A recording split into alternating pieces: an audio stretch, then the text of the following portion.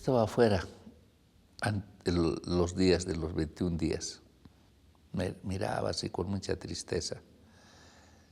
Y he decidido volver para sumarme a la lucha. La primera semana estaba como no sé si el término exacto, como borracho, no entendía qué había pasado. No entendía.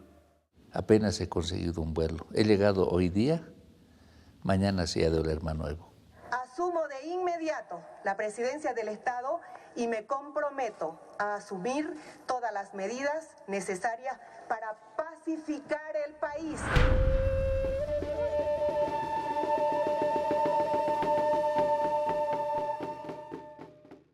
Me acuerdo que Evo quedó muy abatido, entristecido, cuando llegaba la información de la primera masacre de Sacaba y luego la segunda. Peor momento que viví como persona, como ser humano, como político. Llegaba casi al instante las fotos, las llamadas de los compañeros y la impotencia de no poder hacer nada. Y peor todavía, tantos muertos.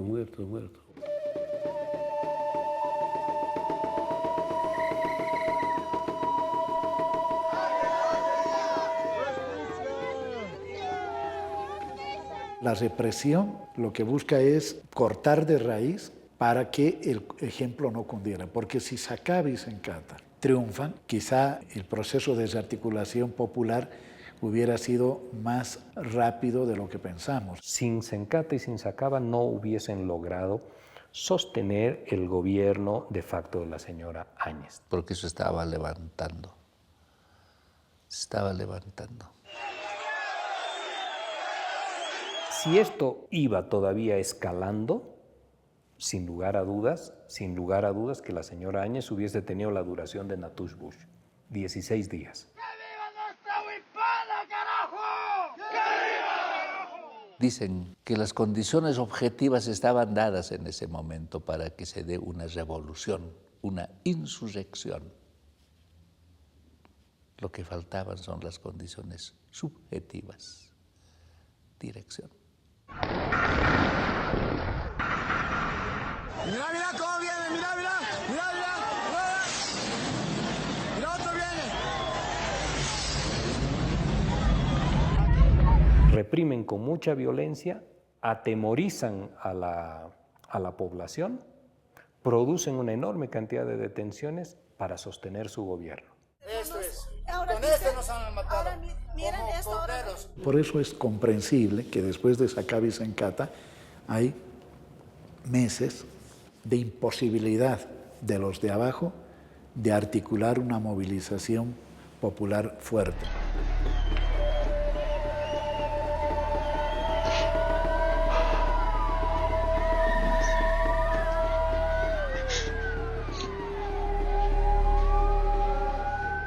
Pero eso permite que, sin ningún problema, la élite cruceña tome efectivamente control de la conducción. Nunca más volverá la Pachamama. Van a encontrar la muerte en nuestro territorio. Que empiecen a correr. Y ahí ponen todo su cuadro. José Luis Parada, Óscar Ortiz, hasta Branko Marinkovic, todos los cuadros. Un bloque de poder que iba desde esos grupos de resistencia juvenil, ¿no?, con todo su parafernalia fascista, hasta los medios de comunicación, pasando por la policía, el ejército y la derecha más extrema, ¿no?, que fue la que sostuvo a Yanine Áñez en esos 2 primeros meses, ¿no?, en que parecía que se iba a dar la vuelta la historia boliviana. Y proclamamos, Señor, que el Espíritu Santo gobierna y declaramos, Señor, desde aquí que caen los enemigos de Dios. Jehová está presente en Bolivia. Pudieron haber legitimado su presencia política en el país, pero hasta eso rifaron, ¿no? Porque escogieron lo peor de su representación para destruir a la vista de todos lo que mínimamente se había logrado en 14 años. 14 años estuvieron desesperados de estar en el gobierno. Y cuando lo estuvieron, lo único que demostraron fueron sus ambiciones y fueron sus apetitos personales. Lo que hemos visto en el gobierno de Yanine Áñez es el retrato exacto de su visión de país. Un vaciamiento del Estado, un manejo discrecional y en beneficio personal de los temas económicos, una imposición de clases dominantes, un ajuste de cuentas políticas. Y han entrado ahí con un afán, para recuperar una palabra de Zabaleta, festinatorio. Han entrado a darles un festín. Alimentado por un ministro desquiciado, mostrando unas esposas, amenazante. Que empiecen a correr, porque los vamos a agarrar. No vamos a permitir una persona más que siga haciendo sedición en el país. Y después hay un conjunto más de actores políticos que hoy en día tratan de exonerarse de su presencia y de sus responsabilidades, pero que estuvieron fuertemente comprometidos. Si bien buena parte de los actores de la élite de Occidente van a trabajar para instaurar el gobierno de Yanine Áñez, una vez Yanine Áñez quede en el poder, Carlos Mesa se asegura de marcar distancias con eso. El señor Mesa aparece lavándose las manos, el señor Doria Medina, no. Ellos fueron parte del golpe, la Iglesia Católica, que la jerarquía fue parte del golpe, y los medios fueron parte del golpe.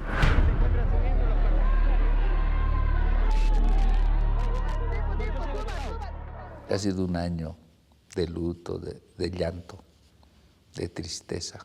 De terror, realmente, ¿no? De terror, donde se ha legitimado toda clase de abusos, donde los medios de comunicación, es decir, caja de resonancia, ¿no es cierto?, de, en última instancia, Arturo Murillo. Esas personas que empiecen a correr, porque los vamos a agarrar. El papel que jugaron los medios es un papel nefasto. ¿Cuándo se van a evaluar a sí mismos? Todos venden el mismo discurso, ¿no? Mientras que los otros tenían cámaras de los medios, tenían micrófonos de los medios. Se les decía ciudadanos movilizados. A nosotros nos decían hordas, nos decían grupos violentos movilizados.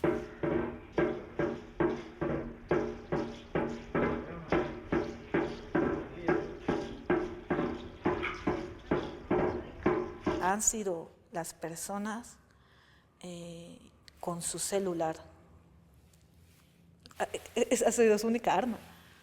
Han tenido que ir con su celular a grabar lo que estaba pasando, a grabar los asesinatos, a grabar las movilizaciones. Soy una persona que está indignada porque la prensa no está haciendo su trabajo. ¿Por qué me vas a quitar la cámara? No es de prensa este. ¿De dónde?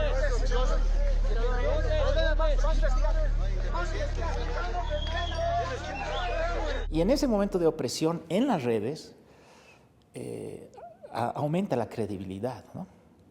Aumenta la credibilidad y además aumenta también la cooperación. Creo que hay muchas personas nos damos cuenta que es que tenemos que poner videos, es que tenemos que escribir, porque hasta los intelectuales están escribiendo en contra de los movilizados. Ya son contaditos los que dieron la cara por el pueblo. Casi toda la intelectualidad boliviana se ha quemado. Han defendido lo indefendible. No tuvieron la sabiduría, la firmeza de espíritu y tampoco la claridad histórica política como para darse cuenta de que eso no era correcto y que debían apartarse. Hasta la izquierda es funcionalizada para la reposición fascista. ¿Cuántos izquierdistas se han sumado al golpe creyendo que estaban defendiendo la democracia? Hay gente que realmente es democrática en la oposición, pero fue arrastrada por este fenómeno psicosocial e ideológico de fascistización de las calles que aplaudía a cualquier acción en contra de los masistas, mientras más grotesca mejor, ¿no?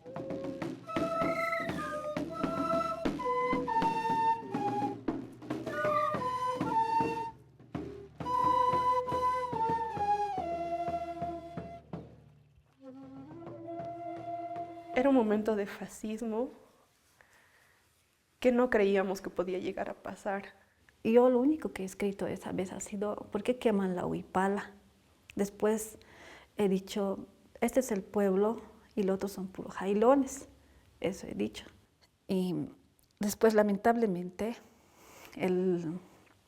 por ese mensaje que he mandado el 10 de noviembre, el domingo, cuando ha habido la quema de los Pumas y la casa del señor Waldo Albarracín, he sido notificada con una una citación, me ha notificado, el investigador ha venido hasta mi puesto de trabajo, pero ya ha venido en enero del 2020. En los primeros días en Lima, recuerdo que veía todo como una película y no sabía qué hacer y no sabía cómo ayudar.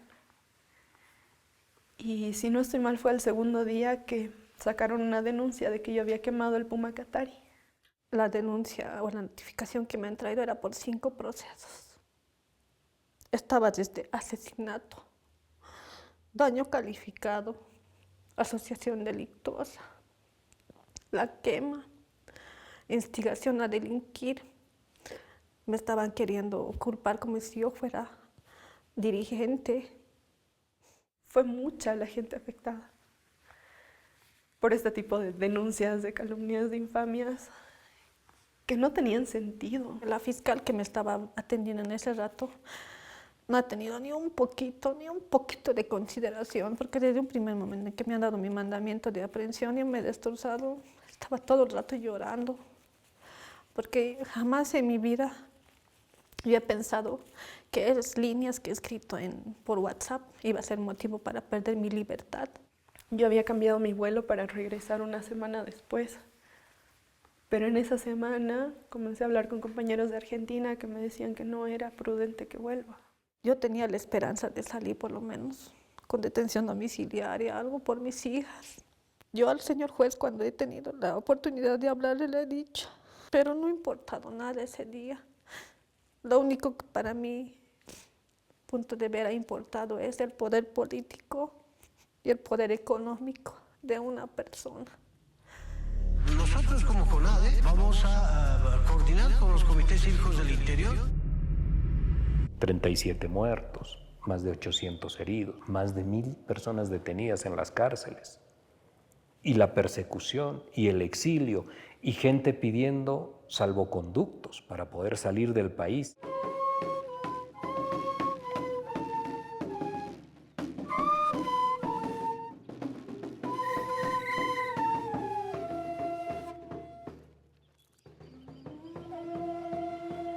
En la época de García Meza he estado meses viviendo en una embajada. Este cuento no es fácil. Así que les dije a todos, compañeros, mejor es que nos vayamos. Aquí no va a haber salvoconductos. Héctor Arce me dijo, es nuestro derecho. Digo, será nuestro derecho, pero te quedarás a esperar porque yo no me voy a quedar a esperar salvoconductos. Nunca vamos a salir de aquí. Así que me voy.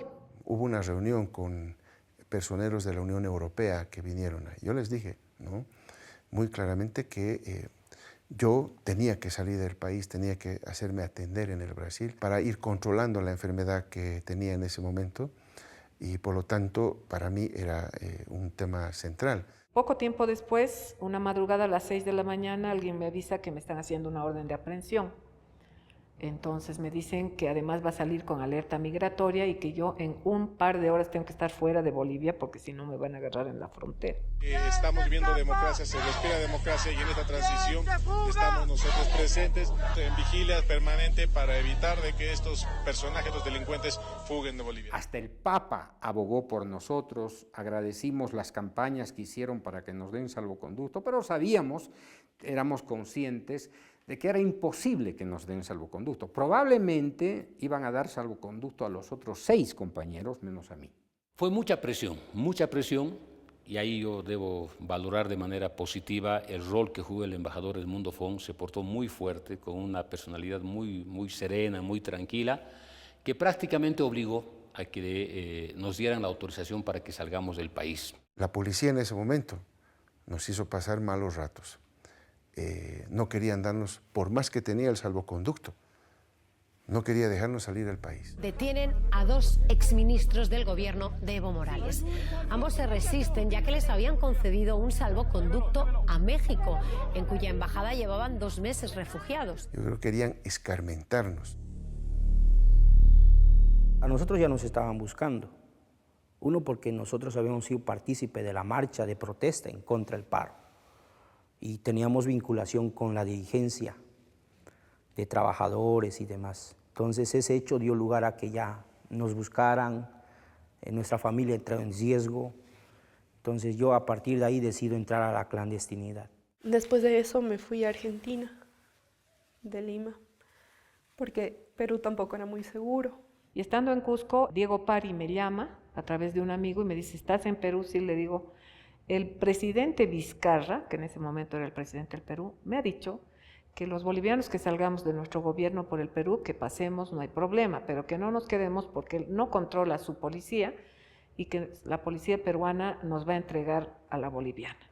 El caso nuestro fue salir de manera ilegal.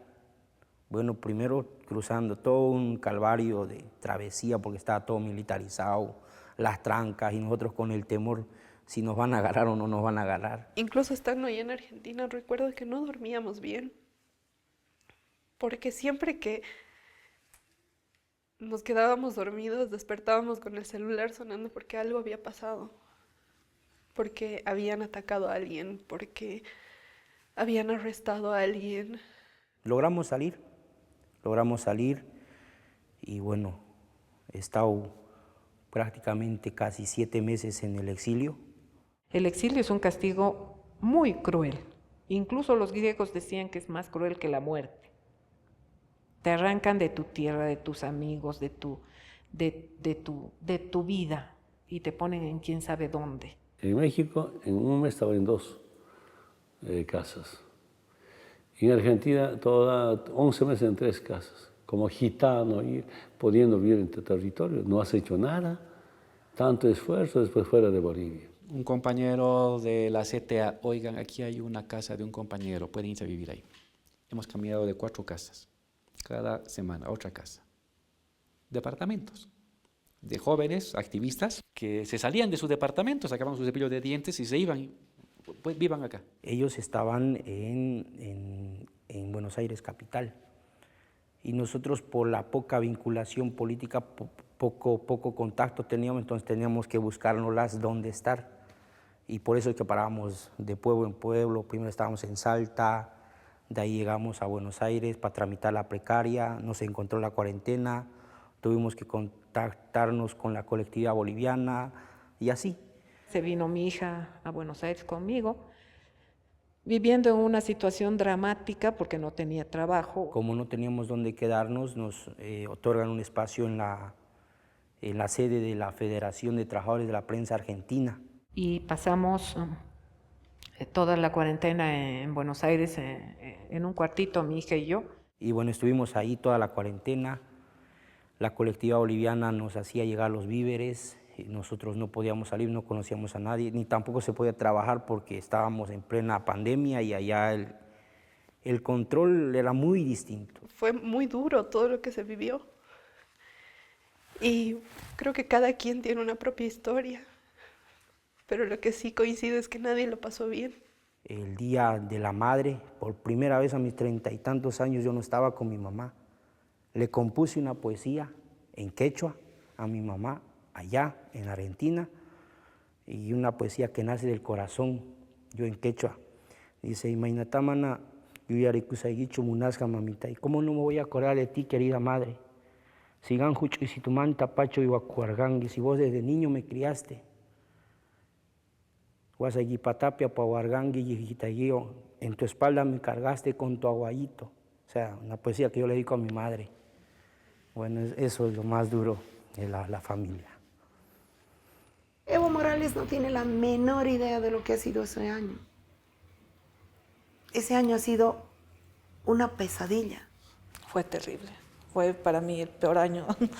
Si puedo comparar cualquier año de mi vida que fue el peor de eso, fue el 2020. Ha sido un año de reinstalación del racismo como discurso explícito de Estado. No solamente vivías en un momento de estigmatización social, sino que también vivías con miedo. Mucha gente se han escondido, mucha gente me vio amenazado. Pero es que la policía te seguía, la policía revisaba celulares en Sencata, te quitaba y te metía a la cárcel. No nos defendió la policía, para nada. Al contrario, hasta ahorita no han detenido a los hombres que han matado y que han agredido, porque los que están heridos hasta ahora tienen secuela. Y de la familia del hombre que murió, de un gremianista, dejó 3 hijos huérfanos y no se sabe nada. Hasta ahora no hacen justicia en nada. Este último año, la policía protagonizó, junto a su pueblo, la recuperación de la democracia. La policía le cobró a Janine la lealtad con el derecho de robar y abusar a la gente. Le pido a la policía boliviana que se prepare, porque Bolivia la necesitará para frenar la violencia de los violentos. La policía ha hecho todos los méritos para ser odiada por la población.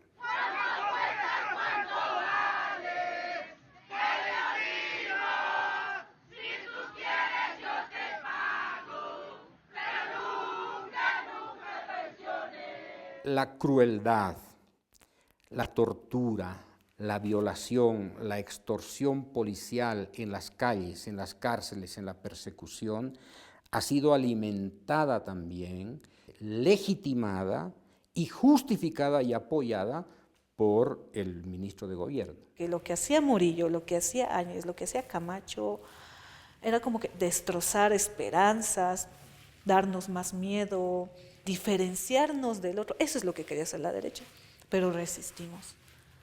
Resistimos ante las amenazas, ante la falsa información, ante todo eso, resistimos. Y eso es histórico.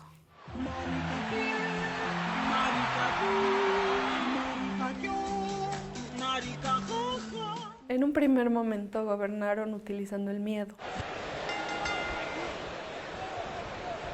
Esa es su forma de lidiar con la otredad. Pero eso no puede durar mucho tiempo.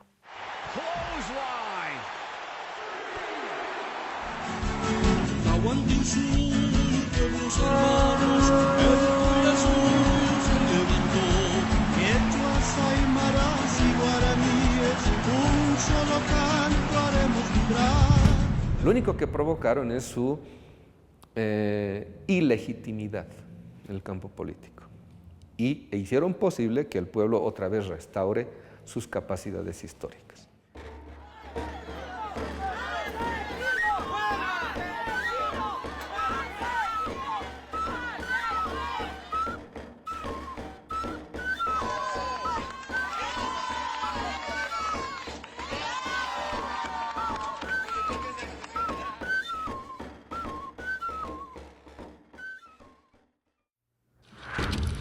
Buenos días. Desde el domingo 22 de marzo a las 0 horas entra en vigencia la cuarentena total en todo el país. Después de los 21 días llegó la pandemia. También pasamos malos momentos. Yo puedo evaluar el 2020 como un año de muy mala suerte para esa edad. Tuvimos tan mala suerte de vivir una pandemia con Janine Áñez. El gobierno normalizó el racismo. Éramos una ciudad totalmente cercada por prejuicios sociales.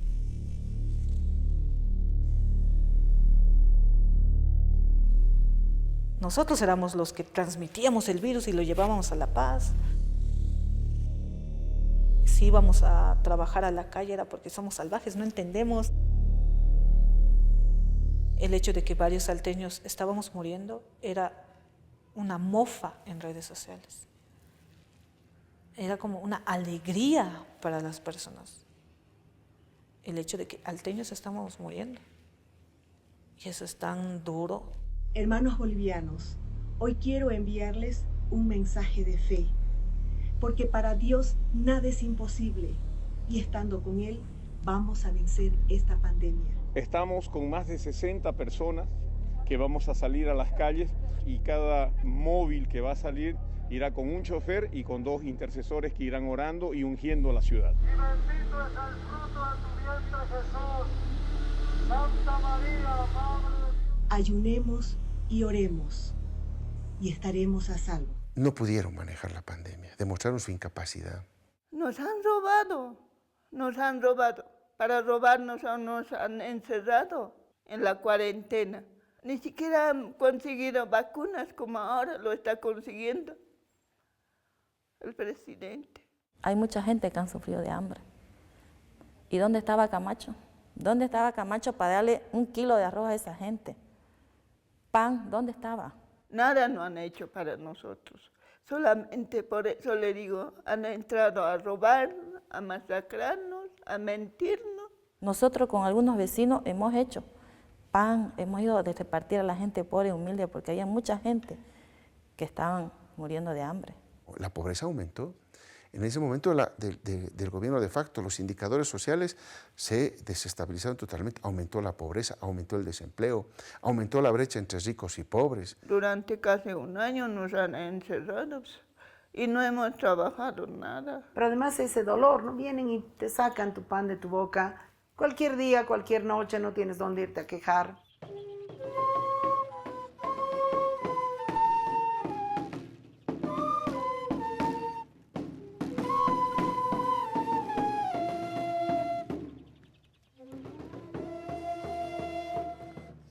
Era una historia de ficción, donde tú habías pensado que Bolivia había llegado a un nivel de desarrollo y que todo se estaba destruyendo y que tenía que parar. Y es por eso que salieron las movilizaciones del Alto nuevamente, porque tenía que parar. La gente le va perdiendo miedo a Murillo y le va perdiendo miedo a la pandemia, ya en mayo. Estamos en peligro todos, porque este gobierno está vaciando todo de las arcas fiscales, está vendiendo nuestro litio, todas nuestras riquezas naturales, porque a ellos no les importa nada. Son extranjeros que han venido a gobernarnos. Entonces ya es hora, es tiempo que nosotros nos levantemos, hagamos la lucha. Empezaron los primeros petardazos, ¿no? Y yo dije, no va a sonar un solo petardo, yo vivo en la zona sur, ya lo he dicho muchas veces. Y no, estaba llenísimo de petardos.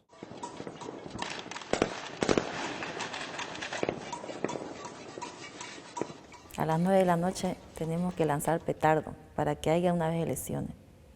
Porque como no podíamos hacer bloqueos ni nada de eso, nuestro era hacer petardo. Y como la gente ya había tenido la experiencia de que puede cambiar un país, ¿cuánto duró el golpe? ¿Cuánto duró la derecha? Menos de un año.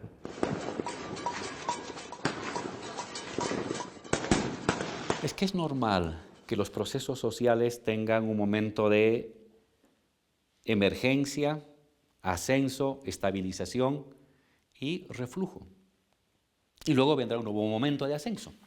En estos momentos de ascenso es cuando se construye la historia.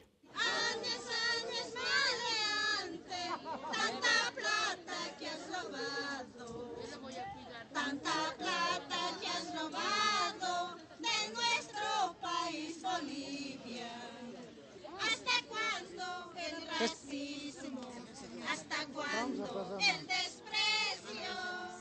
Sí. Queremos que nos escuchen las demandas que tenemos. También somos bolivianos. Nosotros pensábamos que la selección se va a llevar en septiembre, el 6 de septiembre, como todo el mundo ya sabía.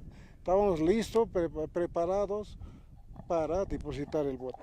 Pero lamentablemente ellos la tuvieron que posponer. La apuesta que hace el bloque golpista en el gobierno de usar la pandemia para ir postergando las elecciones fue una estrategia militar y política. Varios dirigentes se comienzan a organizar, decimos vamos a hacer un bloqueo. Sí o sí, porque dice tal fecha, no va a ser, dice tal fecha y no ha sido así. Y el movimiento popular sale y demanda y pide que haya una ley que garantice la elección. Necesitábamos un gobierno democrático y los salteños sabíamos que íbamos a ganar. Como ellos han hecho los 21 días, ya pues si tenemos que llegar a los 30 días lo vamos a llegar. Y empieza a cambiar nuevamente la historia.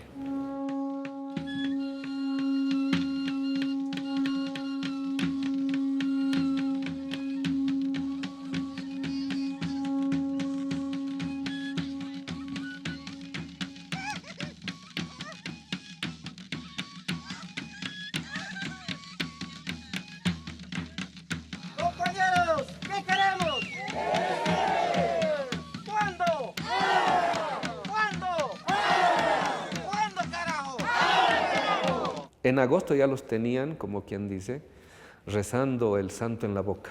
Agosto podía haberse convertido en la segunda oleada, que tanto habíamos imaginado que podía darse algún rato. Porque en agosto los podíamos haber despachado. A mis hijos les hablé bien claro, a mi hija mayor le dije que no voy a llegar. Yo no puedo estar al margen de eso. Que cualquier cosa que pase, saben dónde estoy y bueno, que mi hija se haga cargo de la tienda y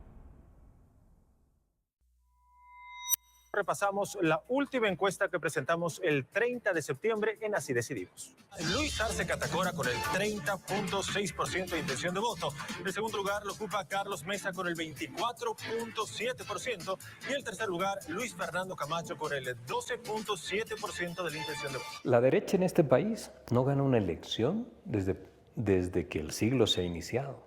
Una elección general no la gana. Las oposiciones en Bolivia hasta 2019 habían logrado por lo menos cohesionarse en torno a una sigla. Y lo que cambió en 2020 fue que esa cohesión se rompió.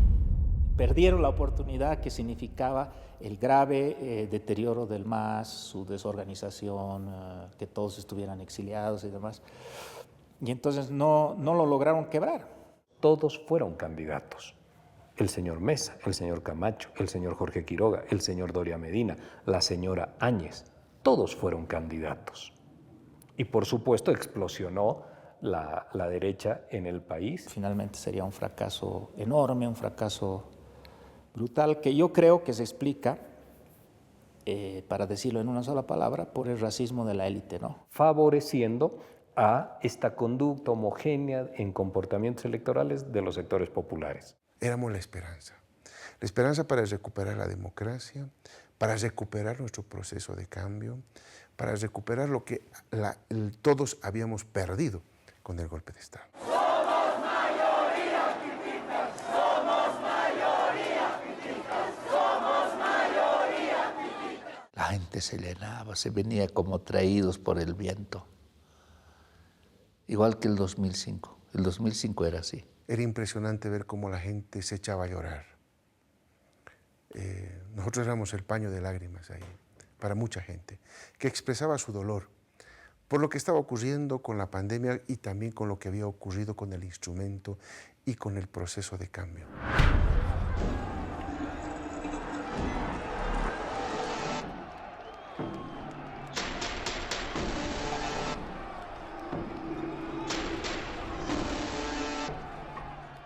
Ahora el pueblo está emputado y los remataron más.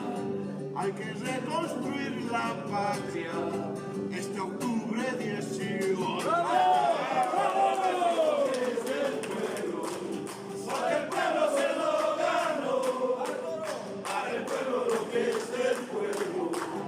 Para el pueblo liberación. Ya tenía mi esposa 7 meses de embarazo, yo me entero allá. Queríamos las elecciones legítimas. Y esa fue también la razón para que yo decidiera volver. Gracias a Dios que hubo elecciones. Yo estuve apoyando en un centro, en un recinto. Y llego 2 semanas antes de que nazca mi niña.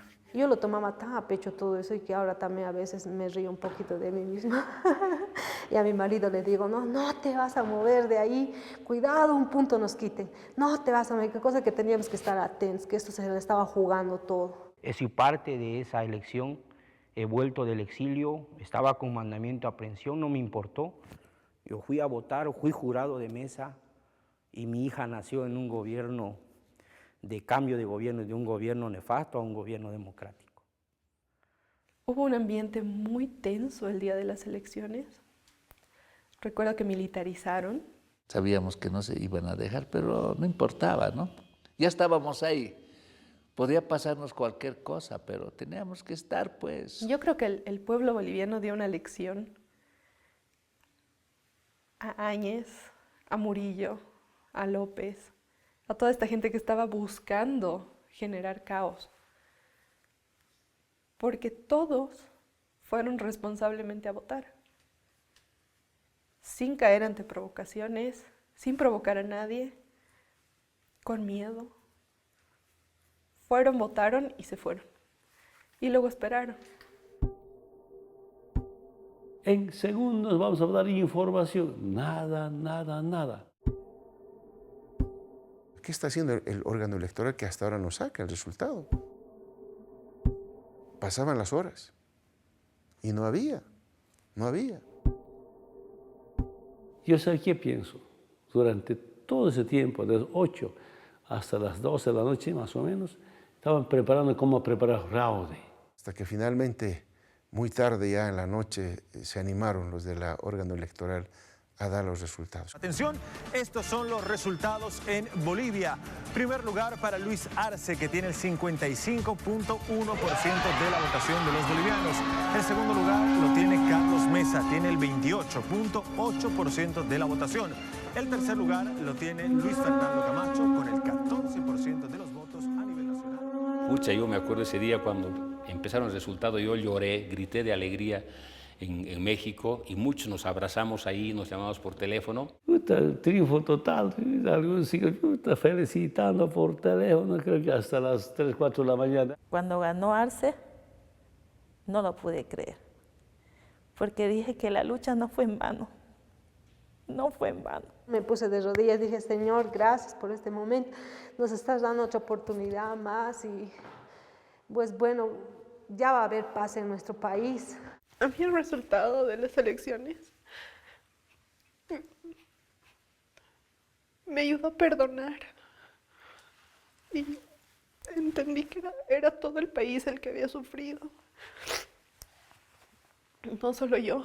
Solo nuestro pueblo, sangre de por medio, ha sido capaz de echar abajo una dictadura en menos de un año.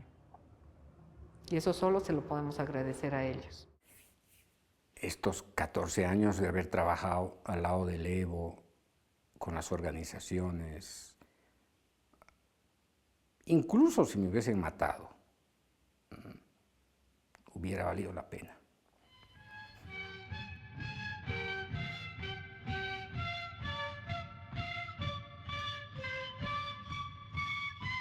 Jura por la patria, por nuestra madre tierra, por nuestras hermanas y hermanos que dieron la vida por la democracia, desempeñar las altas funciones de presidente de Estado Plurinacional de Bolivia.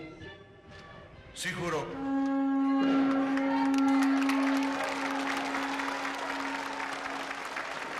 A ver, es un momento donde uno siente que gran parte del esfuerzo se consuma. Devolvimos la democracia al pueblo. Pero también un enorme reto de satisfacer, de cumplir con el pueblo boliviano. Esos fueron mis grandes sentimientos. El día de la posesión, yo estaba trasladándome desde Argentina rumbo a Villazón y yo dije, me voy a ir por tierra. Calculamos exactamente, era una planificación. El día que salí, el día que voy a volver a Chimoré.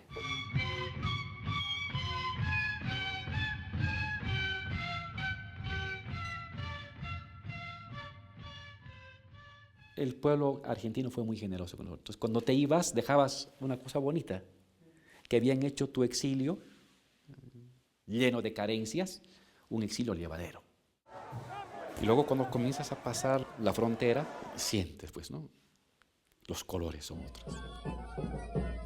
Es una gente exultante, orgullosa de lo que es, de su olor, de tierra, de verduras, de ropa, de Bolivia, ¿no? Y los abrazos, y te besaban, y era como un torbellino. Caminabas por la calle y era un torbellino que te llevaba y te saludaban, y te besuqueaban, que te tocaban, y que te pedían fotos, y tú te llevaba a la gente como un oleaje de gente hasta la testera. Y luego por donde íbamos, la gente salía de su casuchita con su huipala o su bandera azul a saludar al Evo. Qué bien que ya han vuelto. La gente decía, qué bien que ya han vuelto, los necesitábamos. Entonces ha sido un encuentro con el cariño del pueblo profundo, ¿no? De los humildes. Tan vigoroso que te llena el espíritu para 500 años por delante.